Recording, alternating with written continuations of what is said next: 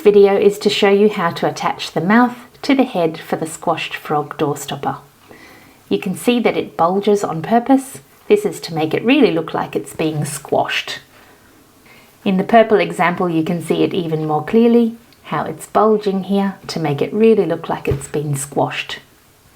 I'll slowly and carefully teach you how to fold the center of the mouth and how to attach it to the head. At the end of step 4 in the pattern, you should have a nice big round mouth with the tongue already crocheted into round 2. There are 56 stitches in the mouth, and when we get to step 6 and you make the head, you'll see that there are 40 stitches in the head. It looks way too big. It will be folded in half, but it still looks too big. Trust me, it's not too big. This is how you make the mouth bulge the way it does for the pattern. What you need to do next is to fold the mouth in half, flush with the tongue, not through the center of the magic ring. So fold here flush with the tongue, and you'll see that one side is larger than the other. This side will be the top side of the mouth, and the smaller side will be the bottom side of the mouth. Find a way to mark. You can use yarn or whatever you like. I'm using pins here. Mark the first stitch on the top side and count around 29 stitches and mark the last stitch on that top side. Then mark the stitch beside it. Here on the bottom side, count around 27 stitches and mark the last stitch there. We're going to sew straight across the center here. If you crochet the same as me, you'll have a slight crescent shape here, which means you'll have a little wedge on this side, a little wedge on that side, and you'll be closer to the edge at the tongue. When you sew through the tongue section, make sure you sew through the lower part of the mouth, through the tongue, and through the upper part of the mouth to keep the tongue as secure as possible. When you sew across the mouth, sew into the stitches beside the ones you've marked. So go into the next stitch here, and on the other side too, go into the one next to the one you've marked. So as you see, we're going to be losing 4 stitches in the sewing. At the end, you'll have 25 stitches on the top, and you'll have 23 stitches on the bottom. My sewing technique is dreadful and I'm embarrassed about it, so I'm not going to show you, and I don't want to waste your time anyway. So what I'll do is I'll just sew up through one side, across a stitch down, across a stitch up, all the way across, and then go into the opposite way on the way back so that it's nice and secure. I've just finished sewing across the bottom of the mouth. There's a nice neat fold in the center now, so the mouth won't stick out, but it will bulge the way that we wanted it to. I sewed my yarn tail in a little and tied it off so that it wouldn't come sticking out of the stitches in the mouth. It'll be hidden inside the face. And I've moved my stitch markers up to the first and last stitches on each row for the top and bottom sides of the mouth. The top of the mouth has 25 stitches and the bottom of the mouth has 23 stitches. Let's crochet it to the face next. Now that we have the mouth ready, it's easy to crochet into the head. The top part of the mouth is crocheted into round 16 and the bottom part of the mouth is crocheted into round 17. You can see that the mouth is going to fit into this part of the head. It still looks a little large, but it is correct, don't worry. These sides are going to tuck in and that will help the mouth to bulge a little. We're doing round 16 in the head part, and you start off with just 8 single crochet stitches into only the head part. I'll speed it up so I don't waste your time. There was 1, 2, 3, 4, 5, 6, 7, and 8. Then making sure you're using the top part of the mouth, the larger side, we're going to start crocheting into the head and the mouth. So we'll go through the head and then we're going to go through the first stitch in the mouth. I've taken out my stitch marker and I'm going to go through the head part and through that stitch in the mouth part. This is the first stitch that wasn't used in those 4 stitches we're losing. So we just do 25 stitches around the top of the mouth. So there's the first stitch, here's 2. Make sure you're crocheting under both the front and back parts of each stitch. Don't use only the front loops or the back loops. You'll need these stitches to be very secure. Later we'll stuff this part very firmly to make the mouth bulge, so crochet as neatly and securely as you can. I'll speed through some of these stitches here so as not to waste your time. It's just 25 stitches joining the head to the top part of the mouth.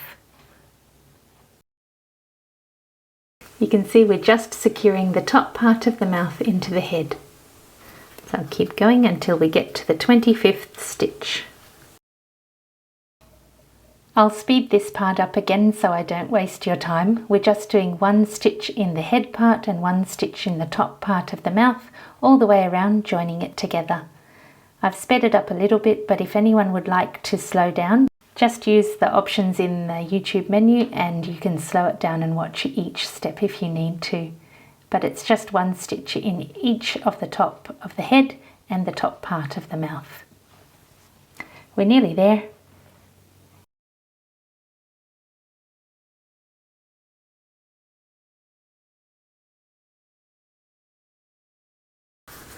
Here's my second last stitch.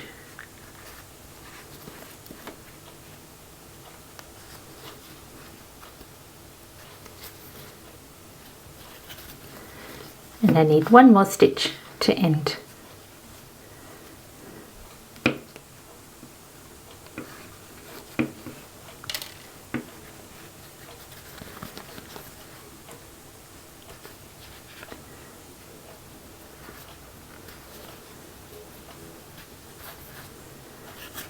Just check and make sure you have 25 stitches there. I've got 1, 2, 3, 4, 5, 6, 7, 8, 9, 10, 11, 12, 13, 14, 15, 16, 17, 18, 19, 20, 21, 22, 23, 24, 25.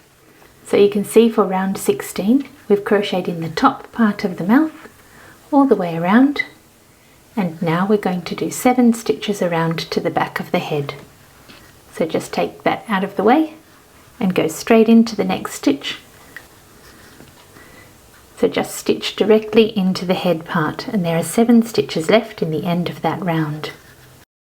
I'll speed this part up again. It's just 1 single crochet stitch in each space to the end of the round. 7 stitches all together. So that's the end of round 16 of the head. We've done 8 stitches, 25 stitches in the top part of the mouth, and 7 stitches to finish the rest of the head part. Move your round marker up for round 17. For round 17 we're going to do 9 stitches and then crochet into the mouth part. So there's 1, 2, 3, 4, 5, 6, 7, 8. And stitch number 9 is the stitch that's gone into the top of the head and the top of the mouth.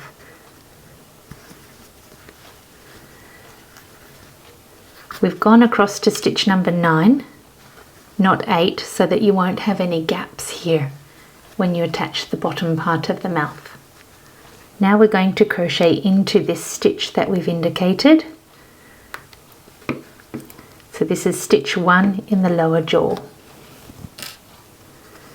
So now we're going to go straight across to this stitch. This is going to get tucked in inside. So make your stitch nice and tight so you don't have any gaps there. So just do a nice neat tight stitch there, and we're going to do 23 stitches across the bottom. So there's 2, 3, 4, 5, 6, 7, 8, 9. So you can see this is round 17. We're going straight around here, straight up into the bottom of the mouth, and then straight back to the head again. I'll speed this part up too. We're just going to do a single crochet in each space all across the bottom of the mouth. There are 23 stitches altogether. So second last stitch. And this is the last stitch for the bottom jaw.